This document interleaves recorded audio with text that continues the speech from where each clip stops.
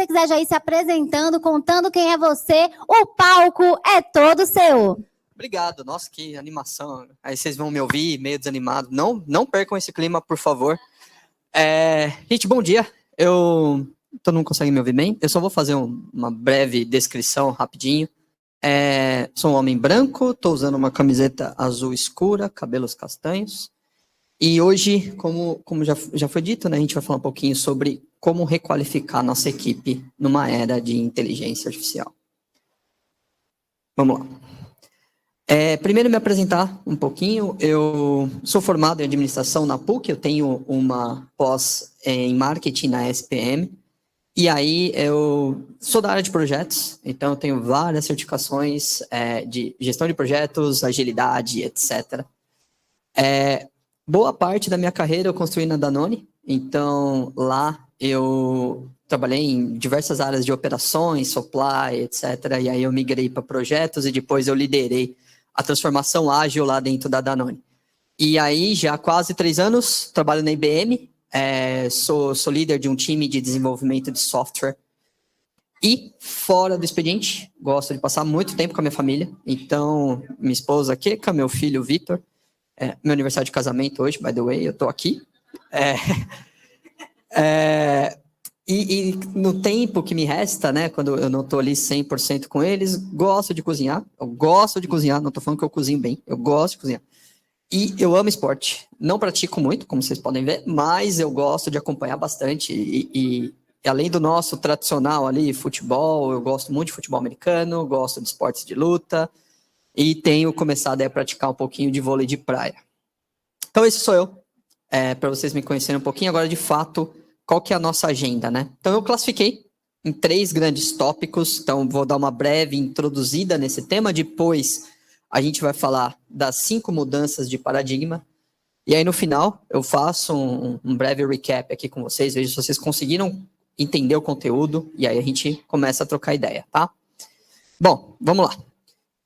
Em 2019, pré-pandemia, foi feito um estudo da OCDE e que ela apontou, e aqui, gente, sem novidades para vocês, mas no período de 15 anos, 14% dos empregos que nós conhecemos serão eliminados, vão deixar de existir, e 32% desses trabalhos eles serão radicalmente modificados. Então, eles não deixam de existir, mas eles se modificam. Ou seja, que em 15 anos, quase 50% do que a gente conhece hoje vai mudar.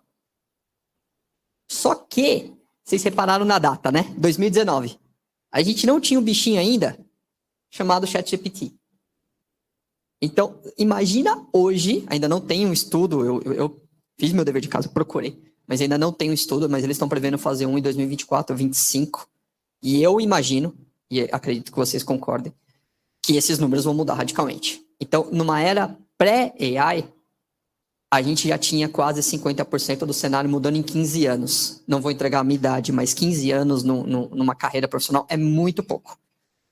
Imagina agora, com toda essa transformação que a gente está vivendo de 2021 para cá. Legal. E aí, essas mudanças, elas têm uma velocidade muito grande. O que isso quer dizer? Que em menos de 5 anos, em alguns campos específicos da tecnologia, você tem habilidade que você está aprendendo hoje e que em 2 anos ela não vai mais servir de nada. Você já vai estar desatualizado, você já vai estar ultrapassado. Eu sei que para nós da área isso não é muito novidade, mas eu não sei o quanto que vocês têm clareza desses números, dessa rapidez de mudança ali, de evolução constante de habilidade e conhecimento que a gente tem que ter. Então, o que isso significa? Constantemente, a gente precisa se reinventar. Não dá para dormir, não dá para relaxar, é toda hora buscando uma mudança, uma alteração do seu conhecimento. Beleza. Aí, mais um trecho daquele estudo do BCG, ali onde eu destaquei em vermelho, as companhias, numa média, elas alocam entre 0,5% e 1,5% do seu budget anual em requalificação. E aí a gente pode interpretar, isso é muito? Isso é pouco? Vamos discutir aqui. Aí, agora a gente vai começar a falar sobre essas 5 mudanças de paradigma, para vocês entenderem o quanto que a requalificação ela precisa ser bem estruturada e como que a gente consegue, em cargos de liderança, fazer isso. Eu vou dar um panorama para vocês um pouco mais macro, porque eu acho que é mais fácil você adaptar o que está no macro para o micro do que ao contrário. Porque quando a gente está no micro, a gente está na camada ali mais específica, você gera mais particularidades. E aí quando você quer cascatear isso, você quer escalar isso, fica um pouco mais difícil. Então, vocês vão ver que eu vou falar muito de empresas e pouco de times, porque realmente eu acredito que vai facilitar na aplicação que vocês vão querer fazer. Bom, o BCG Henderson Institute é um instituto de pesquisa europeu junto com a Universidade de Harvard. Eles fizeram um estudo, uma entrevista ali com 40 organizações. Alguns nomes eu vou citar aqui de empresas que com certeza vocês conhecem, para entender como que eles estão trabalhando dentro desse processo de requalificação constante. E aí, surgiram, desse contexto, essas 5 mudanças de paradigma. Eu vou entrar no detalhe de cada uma com vocês, mas para já dar um overview. Um primeiro ponto, a requalificação ela tem que ser parte da estratégia. Não é simplesmente algo ali para você acrescentar. Não. Ela é estratégia empresarial. 2, ela é responsabilidade de todos os líderes. Então, não é uma coisa estrita a um departamento de treinamento, por exemplo, ou não. Todos os líderes, eles têm responsabilidade com a requalificação. Como um cara de projetos, ela é uma iniciativa de gerenciamento de mudanças. Eu vou explicar um pouquinho mais para vocês sobre isso. Os funcionários, eles têm que estar dispostos a se requalificar. E, por fim, o último paradigma é que você precisa criar colaboração e parcerias internas e externas, tá? Esse é um overview, agora a gente vai explorar um por um. Requalificação como estratégia. O que isso significa? Bom, acho que vocês já cansaram de ver esse tipo de gráfico indicando número de cortes anunciados de 2020 para cá, né? Então, nesse período aí, pós-pandemia. Ao mesmo tempo que a gente acompanha um crescimento dessas companhias. O que isso significa? Que funções estão sendo eliminadas. E, estrategicamente, ocorrem esses cortes. Então, para que esse número... E vamos lá, né? Quando você vê a sua empresa, a empresa que você trabalha, a empresa, às vezes, que você consome, no topo de uma lista de corte, gera uma coisa ruim. Gera uma sensação ali de marca mesmo. Fala, putz... Né? Como é que será que é um capitalismo ali, o capitalismo selvagem? Como é que esses caras trabalham? Então, é uma exposição negativa. Então, eles têm que se readaptar para trazer, aproveitar a força de trabalho existente e requalificá-la para justamente evitar. Não é legal ter corte. Não é legal estar no noticiário porque você cortou um monte de gente. Então, isso faz parte também da estratégia de marca.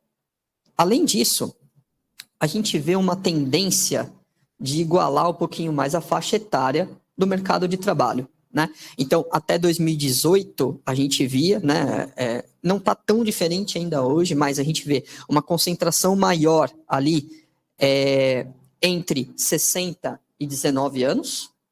Só que até 2060 existe uma previsão da gente equilibrar um pouquinho mais isso, né? E aí, só para vocês entenderem, azul, Brasil, vermelho, resto do mundo, tá? Então, a gente está bem equiparado ali. Então, 2060 você vai acabar equilibrando um pouco mais as coisas. Então, você vai ter ali um tempo de trabalho maior, o profissional ele vai trabalhar por mais tempo. E aí? Será que eu consigo me manter fazendo a mesma coisa por 5, 10, 15 anos? Imaginamos que não. Um outro ponto é produtividade. Então, quando você começa numa nova função ou exercer algo novo no seu escopo, o que normalmente acontece? Num período, aqui em meses, tá? Você tem algo em torno de 6 meses entre o início e o seu pico, a sua contribuição máxima de produtividade. Então, você não entrega tudo que se espera num período de 6 meses. Média, tá, gente? Depois disso, você passa ali em torno de 1 a 2 anos até você tomar a decisão de sair. Isso gera prejuízo. Bom, então o que a gente pode colocar aqui de requalificação como estratégia? Primeiro, como eu comentei, é um tópico para você suavizar as demissões. Segundo, como que a gente trabalha com envelhecimento da população trabalhadora. Depois, a gente começa a desenvolver habilidades específicas, então conforme o mercado se atualiza, as funções mudam, a gente vai criando novas habilidades e desenvolvendo. E, por fim, você começa a criar novas ocupações. Então, a gente consegue manter, através disso, um ciclo saudável e alinhado com a estratégia da companhia. Esse é o primeiro tom. Aí, alguns exemplos para vocês daquela pesquisa que eu mencionei. Então, no ano de 2022, a Infosys ela habilitou 2.000 especialistas em cybersecurity. São pessoas que durante um ano, eles não eram profissionais da área e eles se transformaram em especialistas de cybersecurity, através de aprendizado interno, requalificação interna. Outro exemplo, 40% das novas funções da Vodafone, uma empresa de telecomunicações, foram desenvolvidas dentro de casa. Então, eles não tiveram que contratar novos profissionais, contratar novos especialistas. Eles reaproveitaram as pessoas que já trabalhavam lá. É um número muito alto. E, por fim, a Amazon capacitou mais de 1 milhão de pessoas, isso mundo, tá? Em machine learning. Então, são pessoas hoje certificadas em machine learning pela própria Amazon. Tudo dentro de casa. Então, esses são exemplos que sai mais barato, é mais produtivo você trabalhar a requalificação dentro de casa. Então, conclusão, desenvolver talentos é parte da sua estratégia competitiva. Lembrem do gráfico dos 6 meses. Quando você perde 6 meses para deixar alguém se acostumar ao seu ambiente, conhecer as pessoas, realmente para a pessoa decolar, seu concorrente já está ali. Já está à sua frente. 6 meses é uma coisa muito grande para você correr atrás de um resultado muitas vezes. Bom, próximo tópico é responsabilidade de todos os líderes. O que isso significa? Normalmente, essa parte de requalificação, treinamento, etc., ela é centralizada no RH. E o que a gente vê muito acontecer? A gente vê indicadores básicos. Como é que eu avalio o meu número de treinamentos durante o ano? A qualidade, a quantidade e o custo por aluno. Isso é o que eu mais vejo. Isso não é uma coisa muito profunda. Isso não está alinhado à estratégia, como a gente acabou de comentar. Então, como que a gente pode mudar isso? Como que a gente pode trabalhar melhor na requalificação? É dividindo essa responsabilidade. E daquela pesquisa, apenas 24% das empresas fazem uma ponte entre estratégia e requalificação. O que isso significa? A sua companhia está indo para uma coisa de, por exemplo, de AI, cloud, etc. E você está desenvolvendo o cara no mainframe. Totalmente fora do que você tem. É mais ou menos isso que a gente acaba constatando. E eu tenho certeza que cada um de vocês tem algum exemplo e fala, cara, que raios que eu estou fazendo isso aqui? Por que caiu esse treinamento obrigatório? Não tem nada a ver com o que eu faço. Isso é fruto do quê? Desalinhamento entre estratégia e requalificação. Aí, alguns exemplos, né? A Ericsson, o que ela está fazendo? Ela tem uma estratégia de transformar os funcionários, né, de cabeamento de telecomunicação mais antiga em caras de data mesmo. Caras que realmente estão migrando para o mundo digital. Essa é a estratégia deles. Eles estão determinados a migrar. E aí, o que eles fizeram nesse último ano? Eles habilitaram mais de 15.000 colaboradores em AI e automação no período de 3 anos, de 20 a 23. Próximo, como eu comentei com vocês, cara de projetos, tal, gerenciamento de mudanças. Sabe aquele controle de gerenciamento de mudanças? Não sei se vocês já ouviram falar, mas lá no PMI, eles têm uma coisa que é mega metódica e burocrática para gerenciamento de mudanças. Então, você tem que ter uma série de documentações, razões, etc. Por quê? É porque é chato? É chato, mas não é por isso. É para garantir que realmente você está fazendo a mudança correta, a mudança necessária. Então, quando a gente fala de requalificação, você também tem que ter esse cuidado. Você não pode sair habilitando as pessoas, treinando as pessoas em coisas que são hype.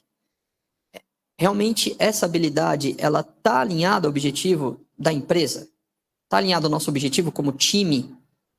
Então, quando a gente fala de um controle, de um gerenciamento de mudanças, ele te coloca várias barreiras para você realmente entender se o que você está fazendo, o que você está propondo tem valor. E não é diferente com a requalificação. E aí, o que a gente deveria considerar, né? Quais são esses filtros que a gente deve ter? Primeiro, oferta e demanda. O que isso pode trazer para a gente? A gente ter uma taxonomia é quando você cria nome, né, para alguma coisa, de habilidades. Então, alguns exemplos assim. A SAP, ela contratou uma consultoria que se chama Lightcast e eles mapearam 7.000 habilidades que estão atreladas aos objetivos da SAP.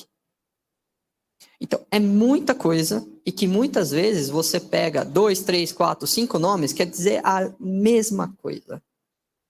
Então, essa taxonomia, esse controle é uma coisa muito importante para você entender realmente o que você está treinando o time. Uma outra coisa, né?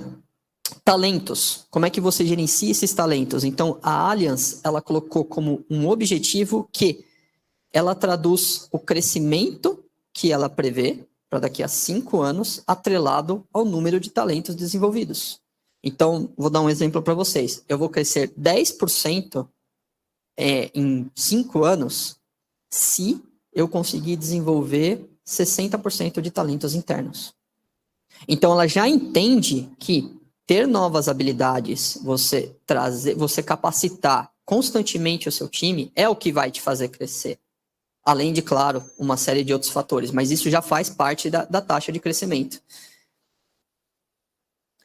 Aí, quando a gente olha para uma parte mais de recrutamento e de avaliação, a gente acabou de ver um pouquinho de avaliação, a gente tem alguns critérios que eles precisam ser estabelecidos. Então, por exemplo, né, você ter uma transição, às vezes, de cargo, de carreira, etc., de acordo com um conjunto de habilidades. Então, sou desenvolvedor, quero me tornar um líder técnico. Quais são as habilidades que você precisa desenvolver? Sejam elas técnicas, sejam elas mais de soft skills. Então, você tem esses pacotes para você fazer uma transição de uma forma mais segura. E muitas vezes você conseguir se preparar antes de assumir o cargo, né? Então, tem uma frase de um ditador romano, Marco Crasso, que ele falava, para você entrar numa matilha, você precisa primeiro se vestir de lobo. Então, é mais ou menos essa a proposta. Para você fazer uma transição, seja ela qual for, qual é o meu conjunto de habilidades que eu preciso desenvolver? E, gente, muitas vezes a gente não tem isso. Vai da cabeça do gestor da vaga. Isso não é muito bom. Aí, a AI ajudando aqui. Então, a Novartis é um laboratório farmacêutico. Ela já tem uma AI que faz o seguinte, ela monta esse conjunto de habilidades de acordo com o projeto, e aí ela consegue casar. Poxa, o funcionário X, que está no time tal, ele tem total perfil e habilidades para trabalhar num projeto tal. Ela já faz isso via inteligência artificial. Então, ela já está cruzando esse conjunto de habilidades, definido como uma taxonomia, através da inteligência artificial. Bom, mindset da liderança média. Muitas vezes a gente vê uma coisa nascendo, né, num nível mais executivo, mas quando desce, não é bem assim. Então, liderança média, eu me coloco ali, são os gerentes, coordenadores, etc. E aí, eles têm uma resistência à requalificação, por insegurança, gente. Eu tenho certeza que vocês já acompanharam uma situação assim. Olha, você se requalificando, aprendendo habilidade tal, você não vai mais se encaixar nesse time.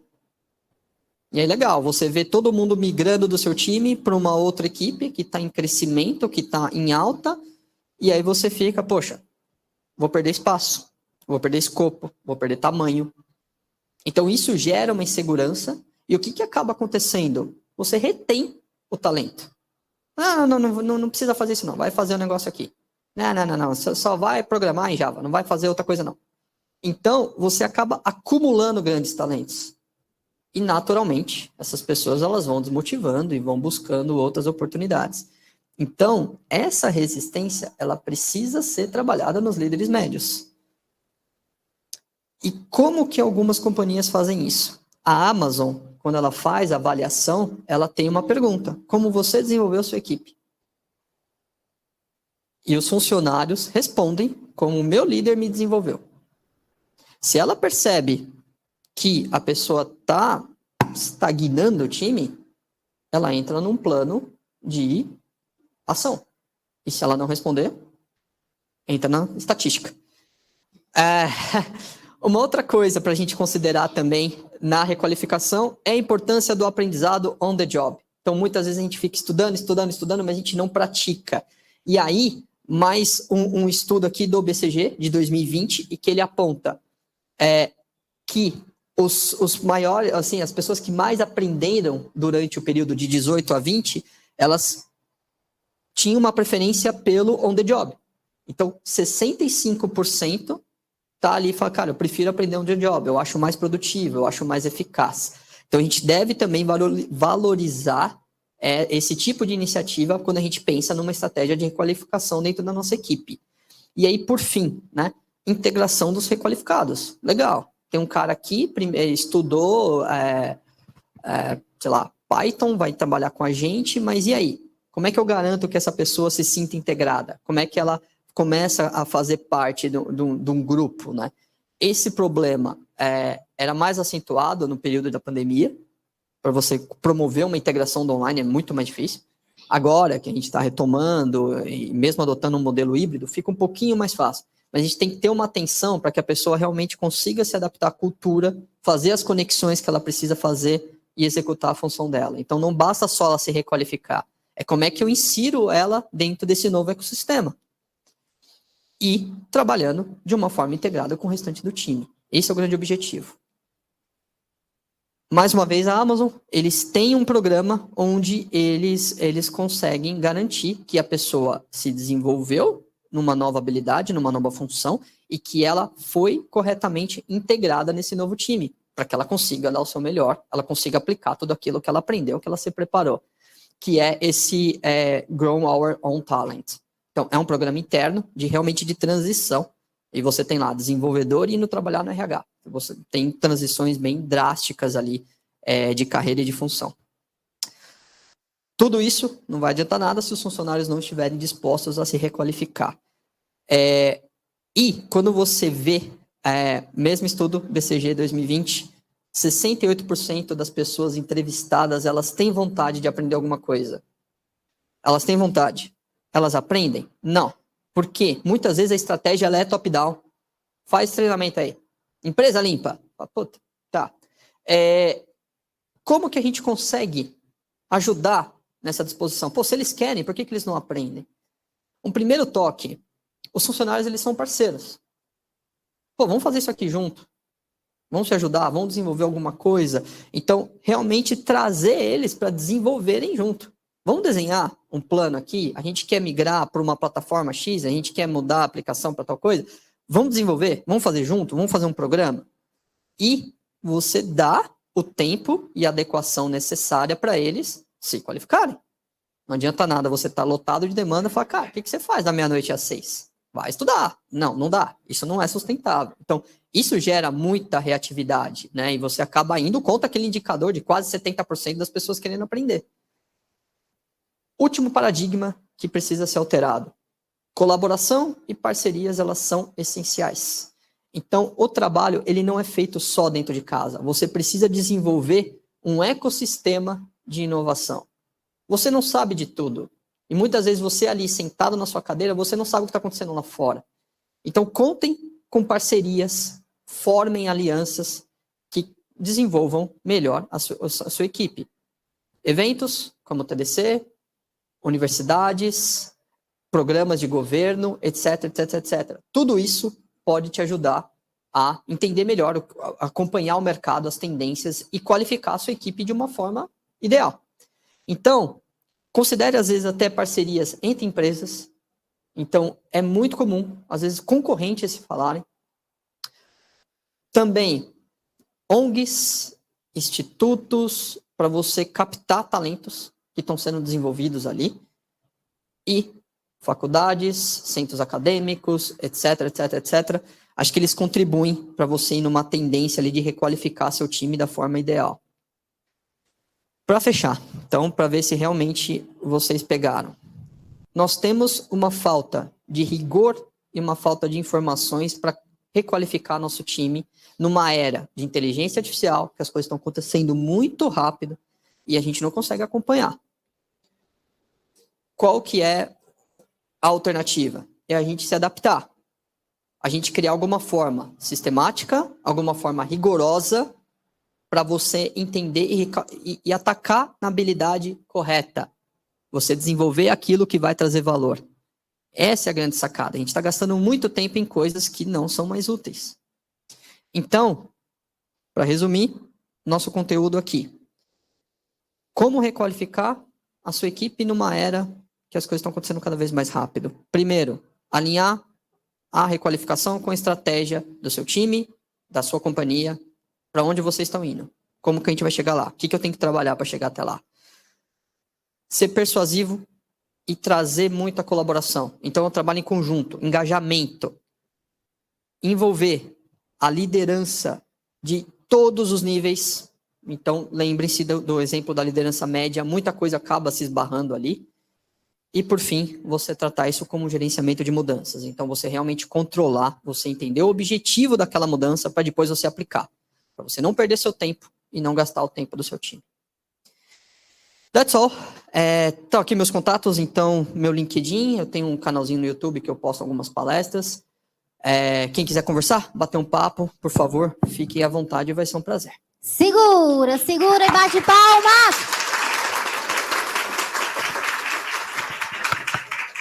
Eu gosto assim, pode bater palma no online também, a gente já tem perguntas aqui, enquanto a gente inspira as pessoas aqui do presencial a também perguntar. Sei que é difícil perguntar, né? Agora que muita gente quer almoçar, mas não é porque não tem perguntas das palestras. Mas isso não é o pior. Para mim, o pior de perguntar no presencial é quando alguém vai olhar o microfone e todo mundo olha para a pessoa. Assim. Eu ia ficar com vergonha de perguntar. Vocês são muito corajosos e, por favor, perguntem, não ficam envergonhados. Mas estamos falando de líderes técnicos, então pessoas que precisam dessa coragem. Mas vamos lá, temos uma pergunta aqui do online da Thaís. Deixa eu ajustar aí o áudio. O que você acha sobre começar a integrar seus conhecimentos junto ao chat GPT diariamente? Acha que podemos ficar mais burros ou acha que podemos aprender juntos? Acho que a gente pode aprender juntos, só tem que tomar um cuidado com política interna, né? Então, informação é uma coisa muito perigosa.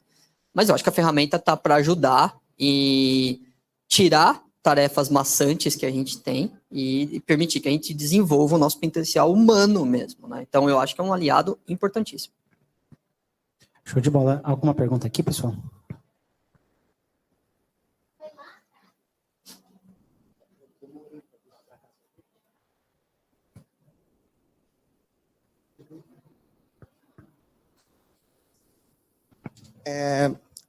A gente aqui é da área de tecnologia, né? Acredito que a maioria aí deve estar, né, desenvolvedor.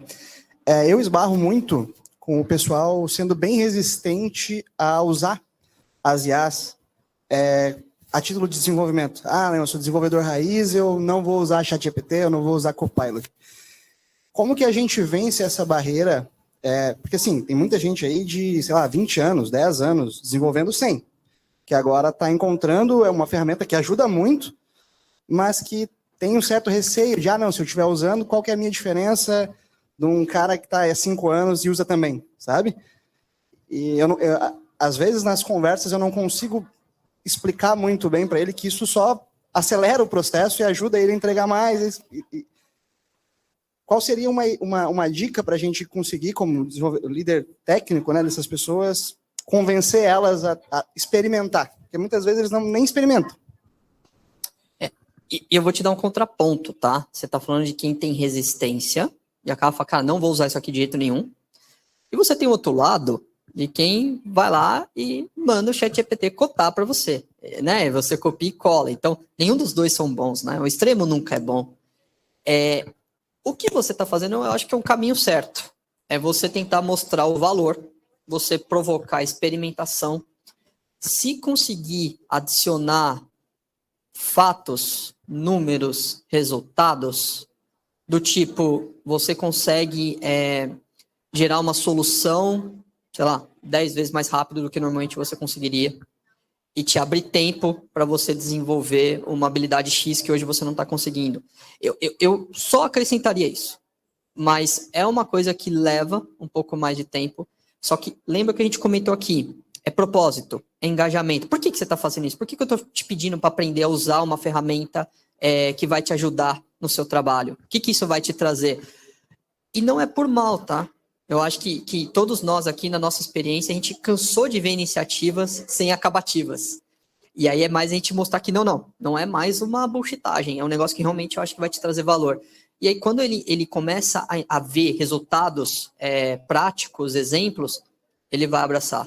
Mas tempo ao tempo. Mas você está no caminho certo. Parabéns. Gente, segura aí que já a gente libera para o almoço. Só um minuto. Segura. 5 minutinhos a gente encerra aqui. Quem não teve sua pergunta respondida, será respondida depois. A gente passa aí para o Dan. Mas vamos lá. Temos perguntas. Quem está no online, por favor, pergunta no Q&A. Se perguntar no chat, eu me perco. Mas achei um aqui no chat. Como lidar com um liderado que ele é insubordinado e acha que sabe de tudo e atrapalha o time? E eu já vou emendar com a mesma pessoa que perguntou aqui também, falando sobre o caso do uso do chat GPT, quando a pessoa não tem o pensamento analítico. Como é que a gente aplica o feedback nesse ser humano de luz?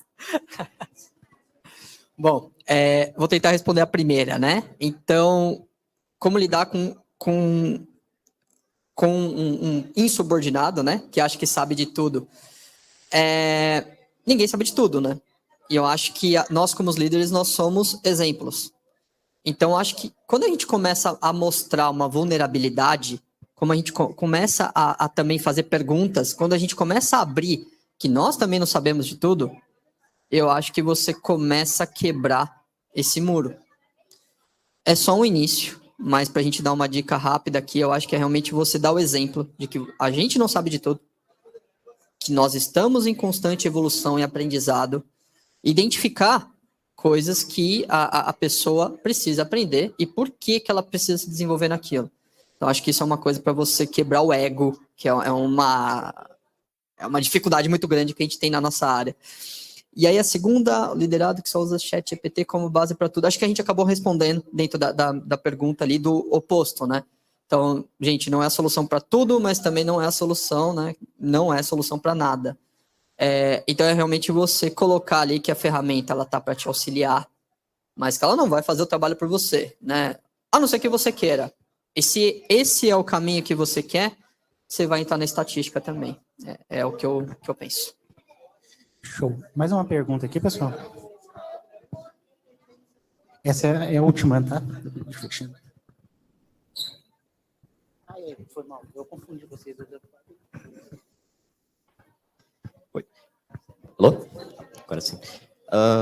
Na questão dos treinamentos que tu mencionou, das empresas treinarem, eu não sei se tu tem alguns dados sobre a disponibilidade de fazer esses treinamentos durante o horário do expediente, porque as empresas querem que os funcionários se treinem, mas elas também não querem que use a carga horária para fazer esses treinamentos. Tem uma expectativa, não, tu vai fazer isso no teu tempo livre. E daí vamos dizer, vou pegar um caso muito extremo, quero que eu seja um profissional de machine learning.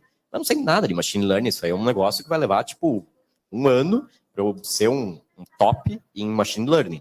E, tipo, eu tenho vida, tenho família, tenho mulher, tenho filho, tenho pós-graduação, entre outras coisas. Assim, eu não tenho como pegar e usar todo o meu tempo livre, eu durmo da meia-noite às 6, às vezes, só porque a empresa chega, agora tu vai ser treinado em machine learning. Tipo, tu tem algum dado sobre essas empresas, se elas permitem que seja feita parcial ou totalmente em horário de serviço?